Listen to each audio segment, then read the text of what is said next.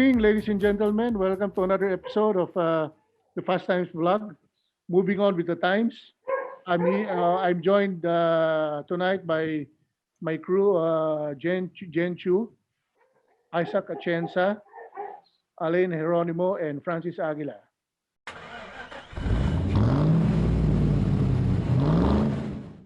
So, Aiki, what's up with the industry this week?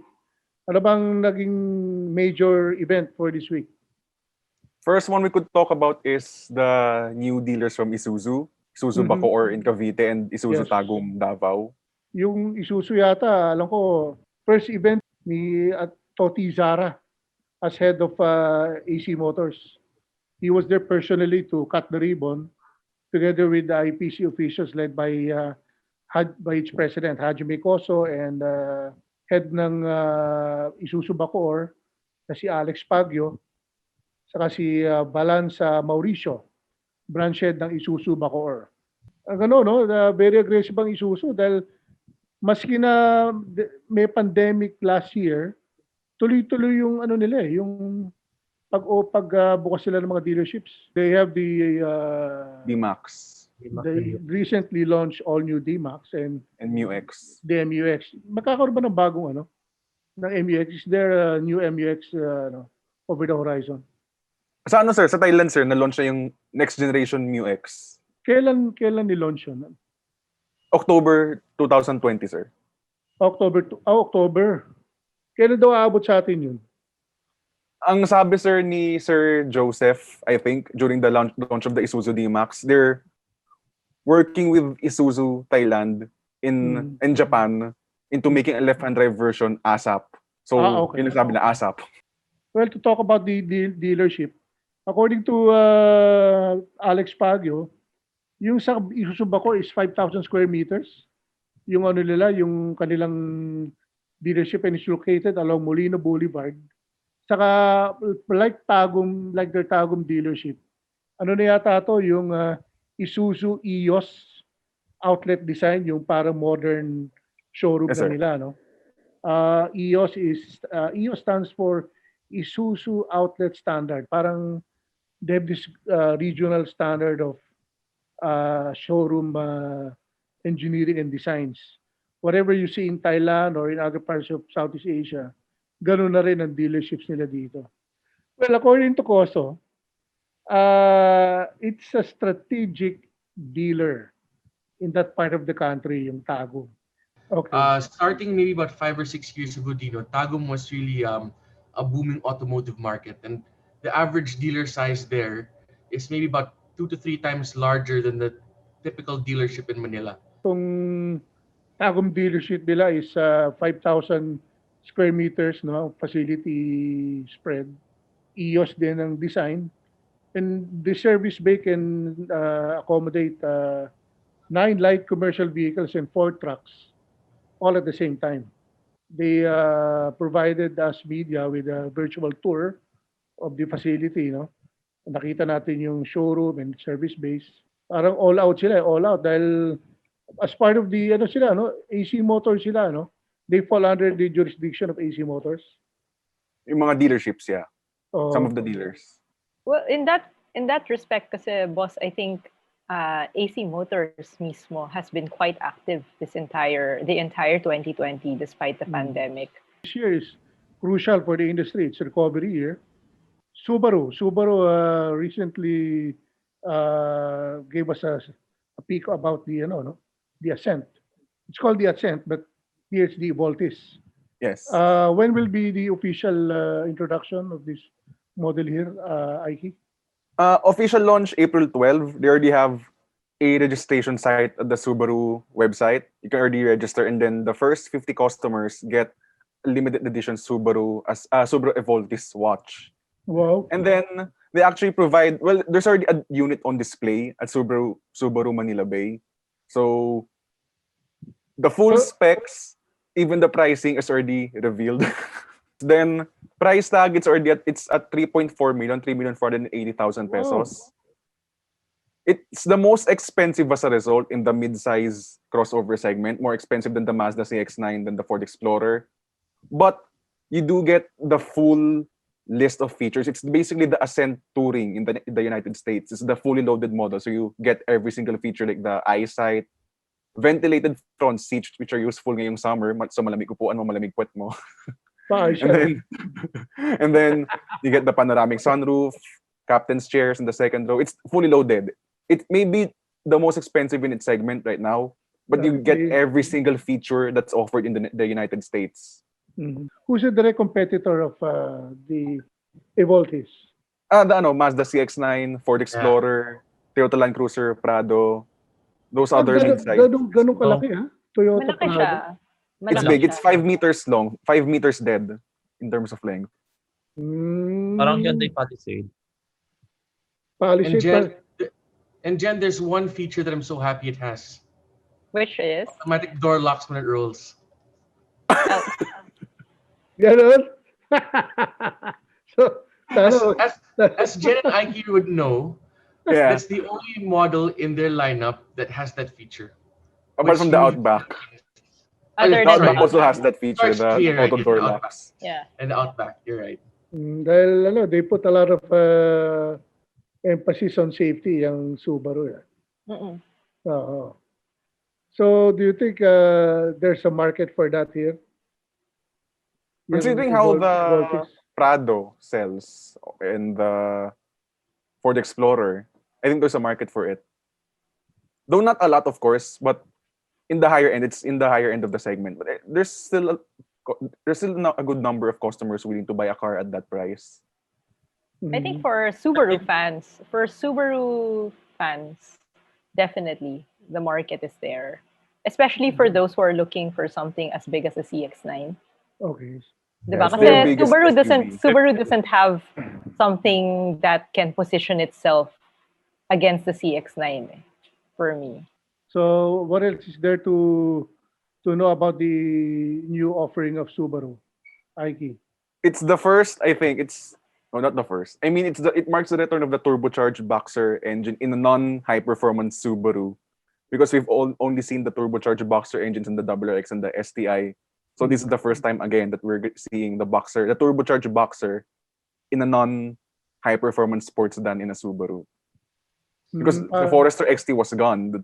A lot of people really miss the turbocharged Forester. So I guess this is more of like a return to form for having a turbocharged Subaru that isn't a sports sedan. Okay. So, how is it performing ba, Alain, in the States, the Ascent?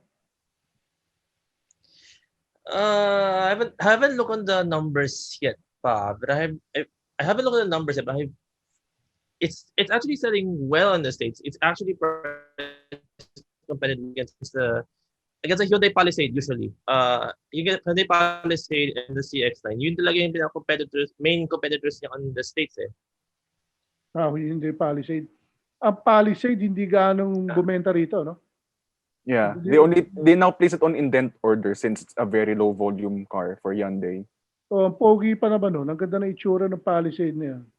My initial reaction was, wow, eh. Wow, may wow factor yung mukha niya, ang pogi, eh.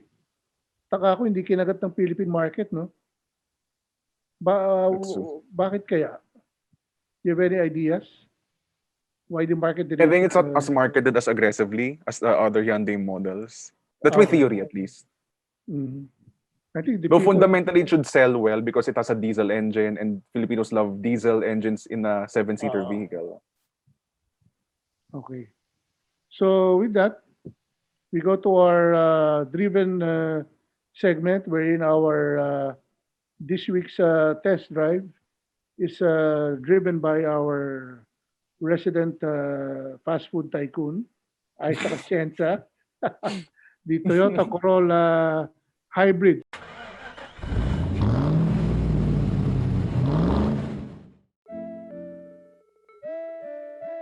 This is the Toyota Corolla Altis, which has always been the epitome of sensible transportation. Equally sensible is what's powering this specific Corolla Altis, which is a 1.8-liter hybrid powertrain. And you won't believe the fuel economy I got with this car over a week's worth of use.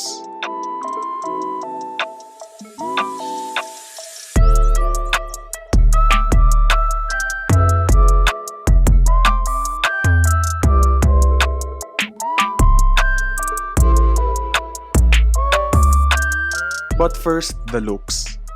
Though it's not the sexiest thing on the planet, I do like how the Toyota Corolla Altis looks. I do think it looks more exciting compared to the previous Altis, especially with the V variants with its 17-inch alloy wheels, full LED headlights and taillights, and that striking front end. Moving inside, and you'll appreciate the simple and clutter-free interior design. Sa totoo lang, I'm even surprised how much soft-touch plastics Toyota use in the interior of the Corolla Altis. So one of the good things about the Toyota Corolla Altis is that the interior is much more premium compared to its predecessors. There's loads of soft-touch materials here on the dashboard, and that extends all the way to the rear passengers because there are cars where the soft-touch plastics don't reach to the rear occupants. But yeah, the interior is relatively stylish. Still, it's a good effort for Toyota to make an interior that's plush, premium, though there's one thing that I hate about this interior, and we're gonna be getting to that in a minute. That specific item that I hate about the interior is its infotainment system. Yung kanyang user interface is very clunky and sobrang hirap kumonekta via Bluetooth. Making matters worse is the lack of Apple CarPlay and Android Auto, which all of its competitors have. Clunky infotainment systems aside, space inside the Corolla Altis is excellent. The sculpted outer seats mean they're best left for 2, though it is wide enough for 3 people. Trunk space for the Corolla Altis is pretty average for the class. Regardless if you get the hybrid or the non-hybrid variants, you get 471 liters of space. The Honda Civic sedan is still the class leader, offering as much as 519 liters of space.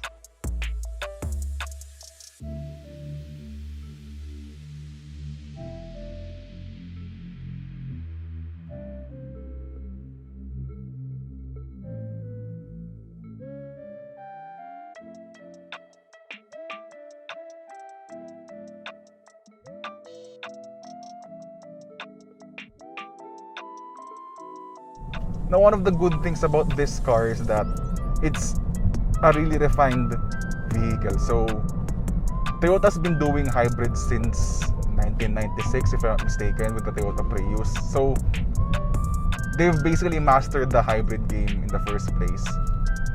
So, as a result, itong Toyota Corolla Altis Hybrid na ito is super refined, super quiet, super fuel efficient. Like, my fuel economy for the past 1 week that I've been using this car is an astounding 4.3 liters per 100 kilometers, or in km per liter, that means I've been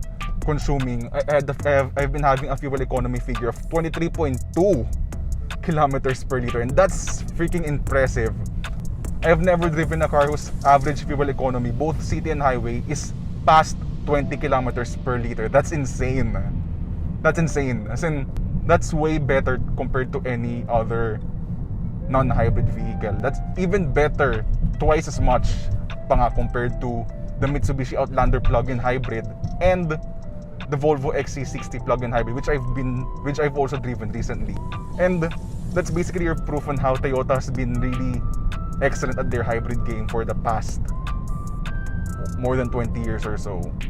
But with that focus on fuel economy, in terms of performance, the Corolla Altis Hybrid is not exactly what you would call as fast or exhilarating. So compared to, let's say, a Honda Civic RS Turbo, it's not exactly what you would call fast. It does the job. That's pretty much it. It accelerates, brakes, turns pretty well, like you would expect in a car. And that's the point with the Toyota Corolla Altis. It's basically a car that's meant to bring you from A to B in relative comfort. As in, yun talaga yung trabaho niya. Though in fairness, compared to the Toyota Corolla Altis 2-liter, the 2.0 Corolla Altis before, I could say that in terms of response and yung actual performance niya, they're pretty much on the same level, since the electric motors are there to sort of provide that extra power for the 1.8-liter Atkinson cycle gasoline engine. And then, because of that hybrid motor, that electric motor, yung kanyang response kapag, let's say, gusto mong overtake sa highway, it's actually pretty good. So, hindi siya yung parang apak ka sa gas, may konting delay ka, no. There's always that aid from the electric motors. Kaya it never feels sluggish. Though again, not fast, not exhilaratingly fast, but more of if there's power when you need it, and there's overtaking power when you need it. And since this uses an ECVT, when you put your foot down,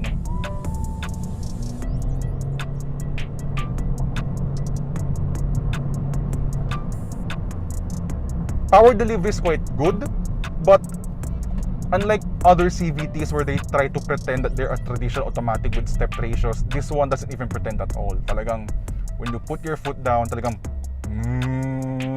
it's like a cow giving birth. Yan.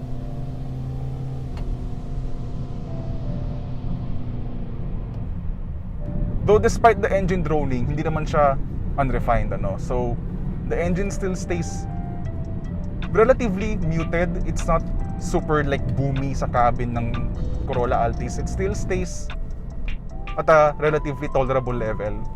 And then as for handling, steerings, I like the heft, hindi siya super light. I like the fact na medyo may onting weight siya. It's not too light, but it feels numb. There's really no feedback whatsoever. So talagang the steering wheel feels isolated from whatever's happening to the front wheels. Talagang you don't know what's happening.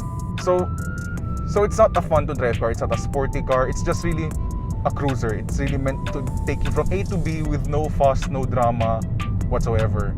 Though I would like to commend Toyota for this TNGA platform that's in the Corolla Altis. So like in every TNGA car, perhaps except for the RAV4 because of the panoramic sunroof, which sort of affects rigidity, the Corolla Altis Hybrid's body feels really rock solid. Isn't talagang, it feels tight, it feels well screwed together, and that's basically the highlights of these scalable architectures, no? Then, as a result, I can tell that the Corolla Altis has potential to be a sports sedan because the foundations are right. Maganda yung rigidity ng kanyang chassis. I like how rock solid the car really feels. And then, going to the brakes, because this is a hybrid, ano, and with hybrids, they always have this regenerative braking feature para ma-charge yung kanyang batteries kapag ikaw ay magbe-brake. So, they tend to feel weird most of the time, yung initial apak mo sa brake, kasi nga, yung first few percentage ng apak mo sa brakes is just the regen, hindi pa yun yung friction brakes mo. In the Corolla Altis, andun pa rin siya. It's initially feel like it's grabby, but not too grabby. Di man siya yung sobrang weird. It's pretty good. The modulation's well-tuned. So kung you've never driven a hybrid or an electric vehicle before, hindi ka naman sobrang maninibago. Talagang, it's gonna be easy for you to adapt. So good job on Toyota for that part in the regenerative brakes of the Corolla Altis Hybrid. And then as for refinement and ride, it's really good. It's thanks to the TNGA chassis, the TNGA platform, yun nga, it's rigid, but apart from the benefits in terms of handling, another benefit of that is ride. So this uses an all-around independent suspension. No? Previous Corolla Altis models used a torsion beam. Now with the multi-link suspension at the back, maganda yung handling niya. If it only weren't for the steering and numb, it would have been really a fun to drive car because yun nga, as a result, it doesn't really roll that much. Body movements well controlled. Wala siya masyadong body roll. But again, the upside to that is the ride is really good. As in, it's really comfortable. It irons out all the bumps pretty well. But because of the steering which doesn't have a lot of feedback, and hindi siya ganun ka-responsive, which is basically catered more on high-speed stability, it's not a fun to drive car. Pero yun nga, the TNGA platform has potential to have a car that feels sporty and fun to drive. May potential siya.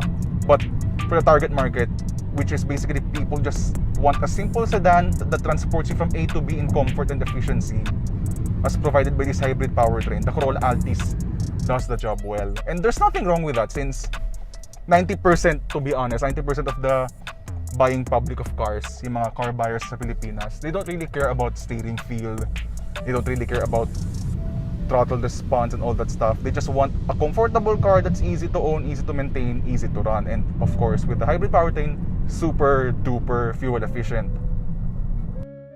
The Toyota Corolla Altis Hybrid starts at a little under 1.6 million pesos.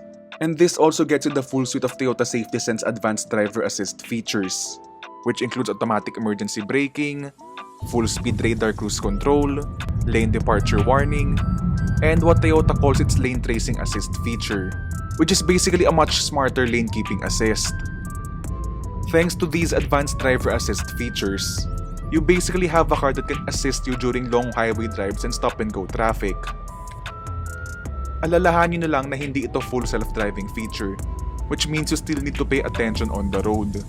And as a matter of fact, pag matagal na kayo nakabitaw sa steering wheel, the car will continuously warn you until your hands are back on the wheel. Now, is the Toyota Corolla Altis Hybrid perfect for you? That depends if the extra cash is worth it. Because in reality, you actually won't be able to recuperate the added cost of the Corolla Altis Hybrid over the 1.6V variant. And that's despite the fact that the Corolla Altis is the most fuel-efficient car we've ever tested. Though on the upside, the added cost also comes with the full suite of Toyota Safety Sense Advanced Driver Assist features, which means you're getting more than just the hybrid powertrain. For value-conscious buyers, we highly recommend the 1.6V variant. But if you want the most advanced and the most high-tech Corolla out there, then you certainly can't go wrong with this Corolla Altis Hybrid.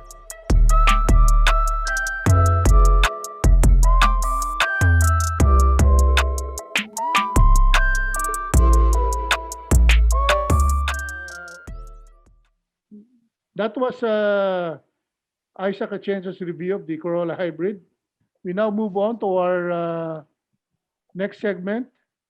We have two distinguished ladies from the aftermarket and one from the automotive industry, Lynn Buena and Sofia Mirasol.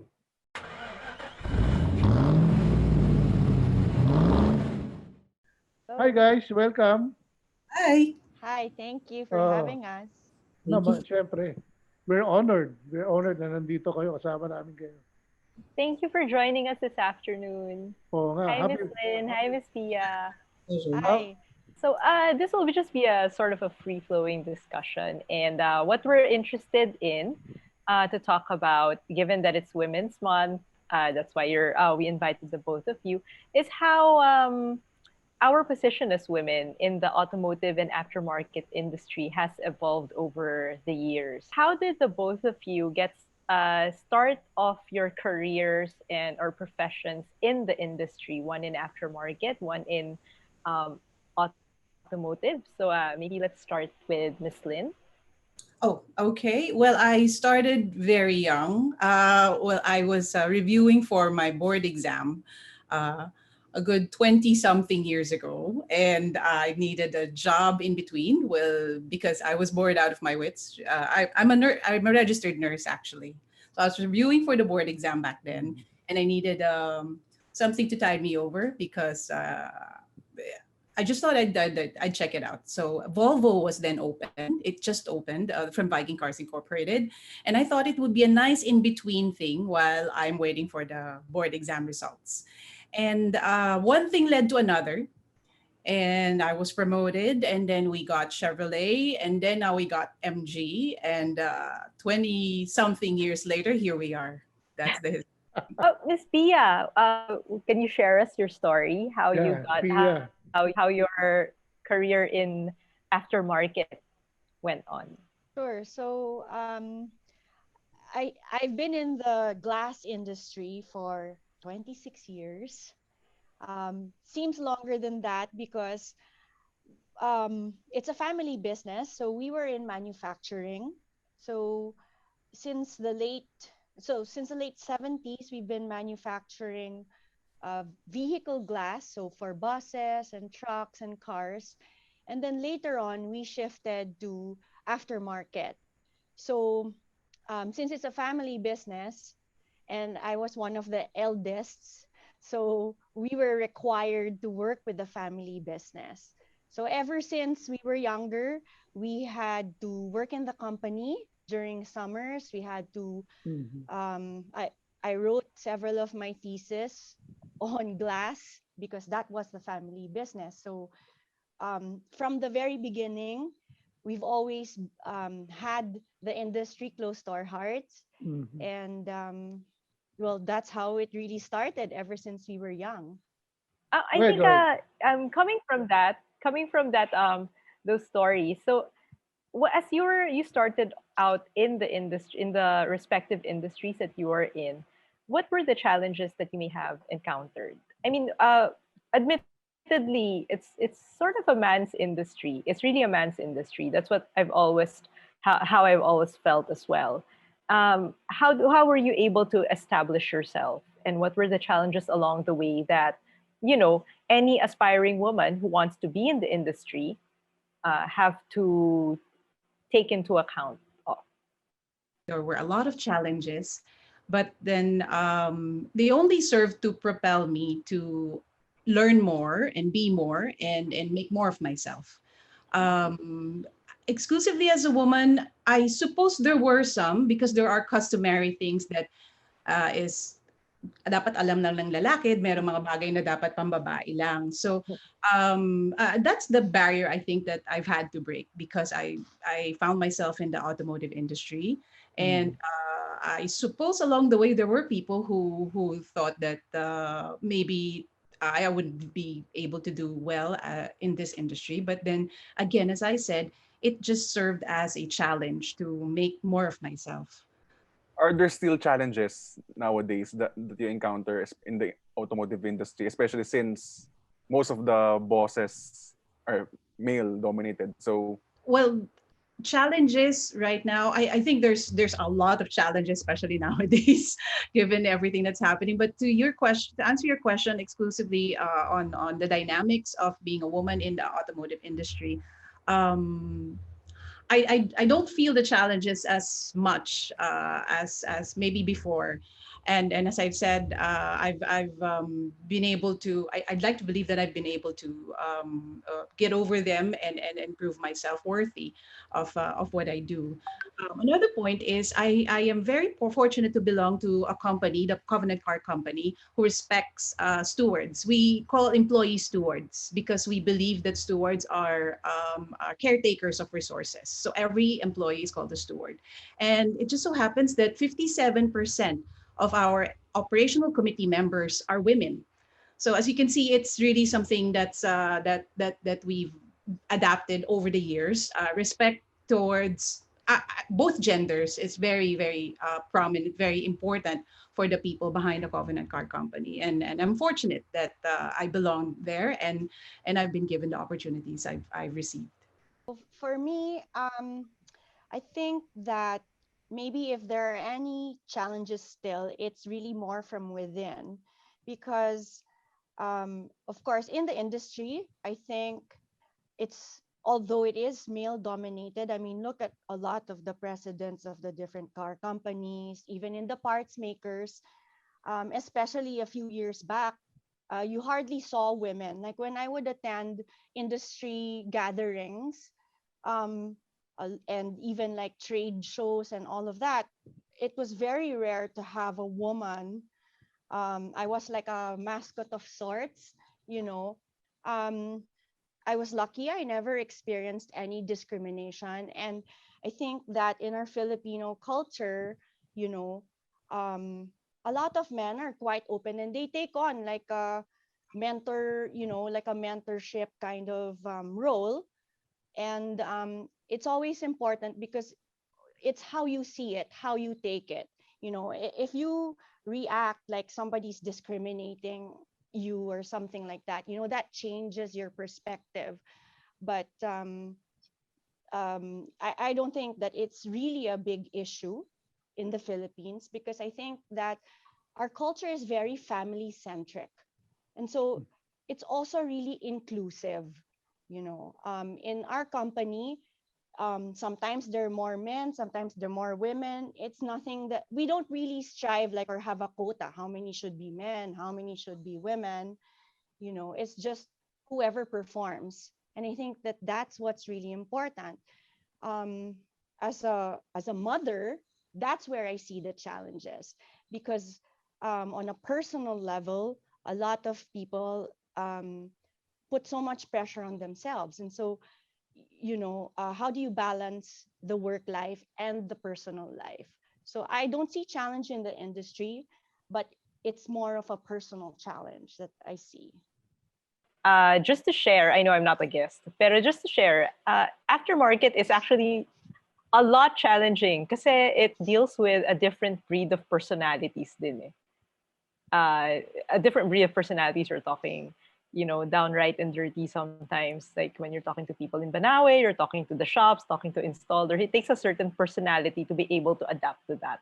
And so I applaud both of you for sticking it out and being in the industry. You're such great role models, I find, that would encourage more women to be brave enough to join the industry. You know, So, Jen, I yeah. mean, of course, like for me, I've had my share of are you a promo girl? Yeah. Of course, but but I mean, are you gonna react to that, or are you just gonna try to sell your product? Because I'm just trying to Yeah. sell my product, Correct. right? So if you Yeah. want to take that approach, that's on you. That's not on me. Mm-mm. Yeah. Agree. Totally agree. How do you characterize the success of the brand MG? Because I think Oh, I personally I was honestly skeptical about when MG came into the market, but I think you've really changed a lot of minds about the brand, and I think it's one of the success stories of the last couple of years. Sorry. How would you characterize, or how would you what was the secret to the success, so to speak, the for formula. The yeah, formula the for form, success. for really making that the, because MG is a brand for the older people. They wouldn't remember the sports cars, but the current generation might not know MG. The sports car maker. How did you get that message out there? We worked really hard. I wish there was some silver bullet that I could share right now that this is exactly what we did, which made the awareness and the affinity for the brand higher than when we found it. Because when we found it, it was people didn't really know about it, and the few who knew about it didn't really have as great as great things to say. So we worked really hard. We captured the essence of the brand, I think. British heritage, because it was built in 1924 by Yeah. Cecil Kimber. It's now modern and yet affordable. Mm. So those are the things that we tried to articulate, and then we imbibed a lot of music and a lot of exciting imagery into the way we marketed the car and communicated it. But really, we worked really hard in getting the cars out there through road shows, through exposures, through marketing communications, by being true to what the brand message is. So that spelled the difference. In our first year, because we entered the market October 2018. And when we capped off 2019, we sold na almost 5,085 units just for the year 2019. So we made it into the top 10 in a year. And so we're very happy that we found a brand that Filipinos received with open arms. No, malakas yung MG ngayon dahil sa totoo lang pogi yung auto eh. Yes, correct. Ang pogi ng auto. Ako nasa garahe ko ngayon pogi. We were actually just talking about this, Miss Lynn, that we've been seeing a lot of MGs on the road. Oo nga. Oo. Because I live in Green Hills, so we've actually been seeing a lot of it, not just on the road, kasi it's more on when you enter a parking lot. Tapos makikita mo may mga nakapark na yan. Even my dad's taking notice na, uy, bakit parang ang daming MG ngayon? Thank you. Well, we're happy na marami na sila. Nagkaroon. But even in your first year, it was a really drastic takeoff. It was a drastic takeoff. Ang bilis ng peak niya. Kasi you feel it on the road. Eh. Yes, well, we're very grateful. We're very grateful that the market responded very well, very lovingly actually towards the message we put out there, the positioning of the brand. So we'd like to maintain and be better at what we're doing.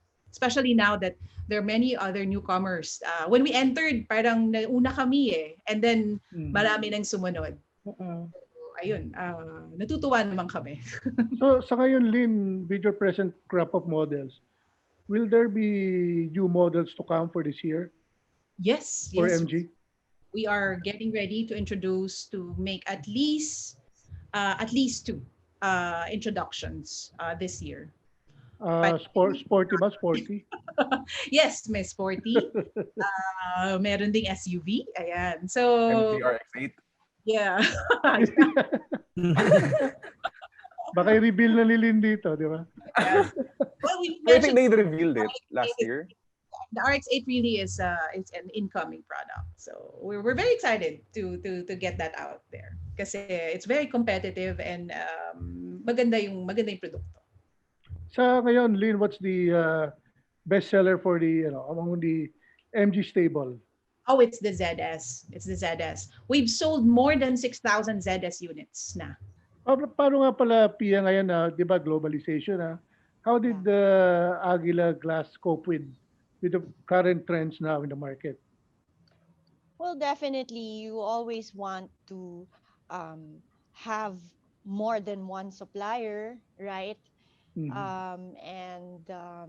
You just have to be more competitive because then more people can just bring in other products, but you have to be different. You have to offer the services. You have to, make it really seamless end to end for the replacement market. And that's how you will compete with the other people who are just traders, or like nowadays you can order anything on Lazada, right? Or so, but what would be the difference of going to a real shop? So that's what Aguila does, that we make it very easy, and we can also deal with your insurance companies. We're flexible. We can also service your windshield replacement at your place of work, at home, all of that. Miss How is, Pia, how were you yeah. able to cope with the pandemic? How has Aguila been able to evolve along with with 2020's challenges?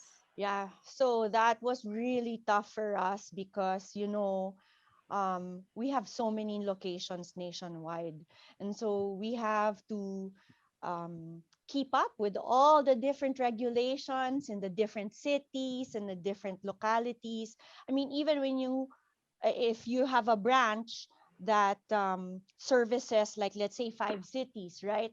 So from city to city, all these regulations change, right? So we've just tried our best to keep up and always follow whatever the rule is, because I mean, you just have to abide, you have to cooperate. That's the only way. So for us, we followed when it was just 50% of the workforce. Um, some of us slept at work. Mhm. I live very near my work, so I don't need to sleep there, right? But I was here during the lockdown with my people. Um, and then what else? For the safety of our customers and of our staff, you know, we had to really be very strict on, like, health protocols and all the additional features that we had to put in our offices, in our workplaces. And thankfully, we've actually, out of how many people, how many hundreds plus the extended families, we've only had 6 cases. Mm. None of them contracted at the workplace. Uh, 3 of them asymptomatic, you know, and that's from last year. Those are the figures from last year. So I think that everybody is really working hard to keep the business going. Yeah. Because we want our jobs. We want to keep our jobs. We don't want to be shut down. How about Lynn for MG and Chevy? What safety measures did you have to implement for the pandemic? We back in April pa, and up until now, we are standing by the safety protocols, the health safety measures and health protocols that the government, the IATF, communicated. So it's been very hard for a lot of our dealerships because there are so many limitations, and as sources of sales are usually walk-ins. And as I said earlier, road shows, which are now non-existent. We can't do road shows anymore, at the risk of getting people to go inside the car, and then maraming pwedeng complications kasi.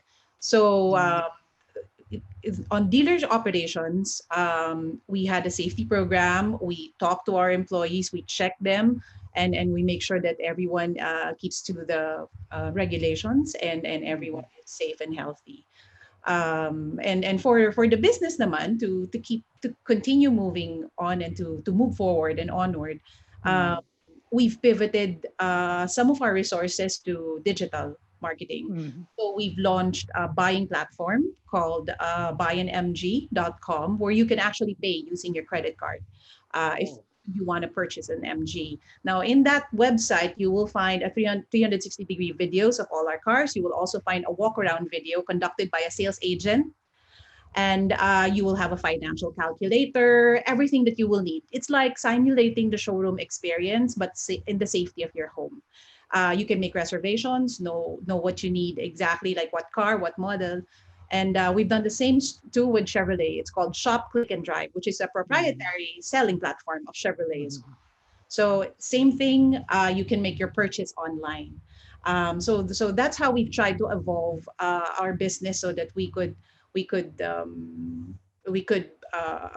sustain the brands, and the hope actually eventually is to build back better, because while there was a lot of problems that we found ourselves that were at hand during the pandemic, when we're building back, when we're facing um, the new normal, sabi nga nila, we want to be better with the new systems, streamlined systems, better way of looking at things, a more how should I say, a smarter way of dealing with the business. So hopefully we can accomplish that, and keeping the brands and the businesses at flow. I think on the note of working in the industry again, what kind of advice would you be able to give? Would you like to give any aspiring career woman who would like to take on a position, let's say, in marketing communications in automotive industry, and even for sales and marketing and aftermarket? Kasi let's say for automotive, working for a manufacturer, madami sa women, if you look at it, they're always in PR, madalas they're always placed in PR or media relations. Alam ni Dino yan. So, but then what kind of advice can you give aspiring career women who want to be part of our industry? I think We go with Lynn first, then Tia. we can go with Ms. Lynn first. Yeah. Okay. As I'll repeat what I said earlier, but I'll give it better context na lang. I think you should do more, learn more, and be more. And do not be restricted to what is customary to your gender, what society expects from your gender. I think you should learn everything. If you have passion for what you do, then regardless of your gender, you will find your way towards the path to success. That's actually my piece of advice. Ms. Pia. For me, I think it's always know your data, know your facts, study hard, be a nerd. There's nothing wrong with being a nerd, you know. Especially so like in the aftermarket, technical details are everything. I mean, it's one to have, in the car shows, they have all the pretty girls and all that. That's just on the surface. You want to build a relationship with your customer. So if you know the facts, you know the benefits, you can explain that really well, and you build the relationship. So that coupled with a very good work ethic, you can definitely succeed. And never look at being a woman as a crutch. Don't go into that, don't go down that lane, right? And just focus on the job, on the career, on what you love. Is that what you really want to do? Then go for it. So with that, I'd like to thank our guest, Lynn and Pia. Thank you for joining us this evening. Maraming for having salamat ha. Alam ko, you guys are supposed to be resting. Si Lynn may party, si Pia, alam ko, pahinga dahil stressed out ka for the week. In spite of that, thank you for being here. Guys, maraming salamat. And Thank you so much. for having Thank me. you so Thank much. you so much. Thank you so Thanks much. for having me. Guys, that's another episode of Past Times. Moving on with the times. Thank you for for joining us, and be sure to like and subscribe. So since it's Women's Month this March, I think coming off from our discussion with our guests, it doesn't matter what your gender is. If you want something, you go for it. If you want something, you work hard for it. And don't be afraid to learn something that's out of your comfort zone. I think that's very important. Thank you guys for your support. We wouldn't be able to do this without your support. Do interact with us through the comment section of our social media accounts. Do let us know what you want us to do more. And of course, we're doing this for all of you guys, our viewers, our subscribers, our readers at the Manila Times newspaper. I'm with Jen with this one. And if you really need to go out to comfort, if you there's a need for you to go out of the comfort zone, no matter what the gender. Because if you want to go for it, just go for it. And also, to end this, thank you for watching on this episode of Fast Times podcast. Be sure to like and subscribe as well. And So I just want to thank everyone for tuning in. Thank you to our guests for showing up, and um, I really hope to see more women in the automotive industry, strong, intelligent women, because they really bring so much to the table that the industry needs. Mhm. Well, with that, thank you for another highly charged episode. Thank you, Lord, for the blessings of having a healthy crew like this, and stay safe. Nakailalabas, manood na lang kayo ng Fast Times. Thank you. Good evening. See you next time.